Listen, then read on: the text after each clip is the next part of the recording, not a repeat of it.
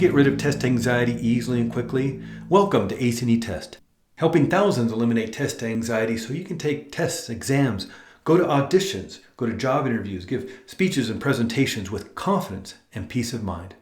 I'm Craig Merriweather. If you or a loved one struggles with test anxiety, then welcome. This podcast is for you. Test anxiety, as you may know, isn't just a case of the butterflies in the stomach. It can be a crippling fear that hampers academic performance as well as just well-being in life. So in this podcast, we're going to talk about mindset as related to test anxiety, as well as the complexities of our emotions and the strategies to deal with anxiety around tests. Now, one of the wonderful strategies to use that's very easy to do in a classroom setting or again, maybe for an audition or job interview is expanding your peripheral vision. Now, here's some things that happen within your eyes and vision when you find yourself in the stress response due to anxiety and fear. The fight or flight response dilates your pupils, which allows more light to enter your eyes so you can see what's in front of you better. When more light enters your eyes, your brain can process information about your environment more quickly. However, your body also produces an extremely high amount of adrenaline, and this can cause tunnel vision. This is when your peripheral vision shrinks, reducing your field of vision to a tight circle right in front of you, because this makes it so your eyes are focused more on the immediate threat than other environmental details. But tunnel vision is generally not a good thing because you lose so much information from the outside edges. Tunnel vision is associated and linked with the stress response, the sympathetic nervous system. So the opposite of that is to have full use of your peripheral vision, therefore moving over into your parasympathetic nervous system. So with this exercise, you want to make your vision wide. Expand your peripheral vision as far as it can go to the outside edges.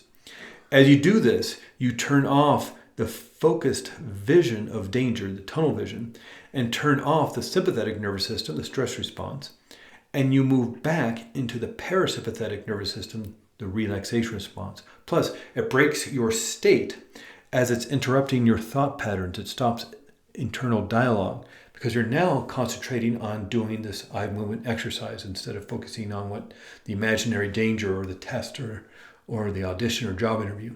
This is something that is very easy to do in a meeting, in a classroom while taking a test, sitting in a waiting room, at a stoplight. You can take a quick 1 or 2 minute break to do this eye movement exercise. So we're going to do the exercise right now. If you're driving in your car, of course, keep your concentration on driving the car. If you're supervising the kids around the swimming pool, if you're doing anything that requires your concentration or focus, just pause this podcast right now or come back to it later when you have the ability to take a few minutes to practice this exercise. If you can do it safely now, go ahead and practice with us right now. Finding a comfortable place to sit, feet flat on the floor, back straight, not slouching, back straight, hands apart on your lap. And then just breathe in slowly, smoothly, gently into your abdomen. Inhaling, exhaling, slowly, smoothly, deeply. And when you're ready, just look straight ahead of you while keeping your head still and straight. And then gently move your eyes all the way to the left and see how much you can see in your peripheral vision all the way on your left, almost as if you're trying to look behind you. Again, breathing in a slow, smooth fashion. When you're ready, bring your eyes back to center. Now, gently move your eyes all the way to the right and see how much you can see in your peripheral vision on your right side. Again, trying to look as if you're looking behind you. Breathing in slowly and smoothly. And now bring your eyes back to center. Remember to breathe slowly and gently. This is also helping you move out of that stress response, that sympathetic nervous system, by breathing deeply into your abdomen, those big belly breaths. Now, without moving your head again, look up as high as you can go. And then, taking a deep breath in again, move back to center. Now look down without moving your head. Taking a deep breath in. Go ahead, look straight ahead again. Take a deep breath in through your nose, exhale out through your mouth, and just let it all go like you're blowing out candles on a birthday cake. And now just find a focal point in front of you, something you can focus on right in the center of your view, maybe a spot on the wall, spot a pattern in the drywall, maybe there's a picture in front of you, maybe a window. There's an object 10 feet or so in front of you and stare at it. Keeping your eyes focused on that spot, but not moving your eyes. As you keep your eyes focused forward, gently become more aware of the space on either side of that focus point.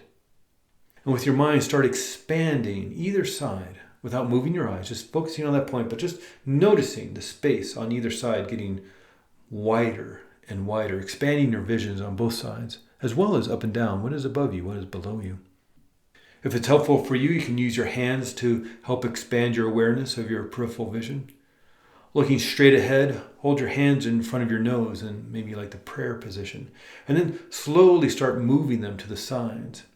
As you move your hands, keeping your eyes straight ahead, allow your vision to follow your hands to the side, opening up your peripheral vision as you do. Move your hands till they're in line with your shoulders. And you can expand your peripheral field so that you are aware of what's on either side of you. Maybe a bookshelf, pictures on the wall. If you're outside, maybe what's around you, trees, bushes, cars. Expanding as much as you can to the very edges of your peripheral field and bringing it all into your focus.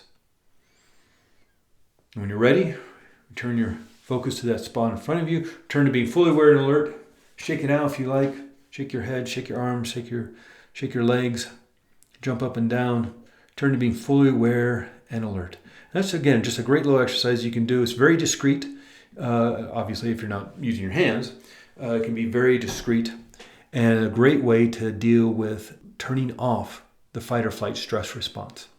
Now, as we wrap up today's episode, please understand that test anxiety is a common experience shared by thousands, if not millions. You are not alone.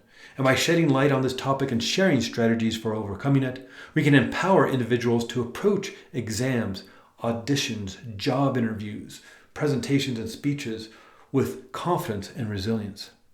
Thank you for joining me on this journey for ending test anxiety. Remember, you are more than a test score, and your worth is not defined by a single exam. Keep striving, keep growing, and above all, keep believing in yourself. And as my gift to you, go to the ACNE Test website, and there you can download for free 5 different recordings to program yourself for confidence. That's for you to have. You'll find the links in the show notes. Just go to acnetest.com. And if you or a loved one struggles with test anxiety, whether before an exam or an audition, job interview, speeches or presentations, then check out the ACNE Test online training program. It's the most comprehensive course for test anxiety relief on the market today. Thank you again for listening, everyone. Have a great, great week. And here's to your success in all that you do.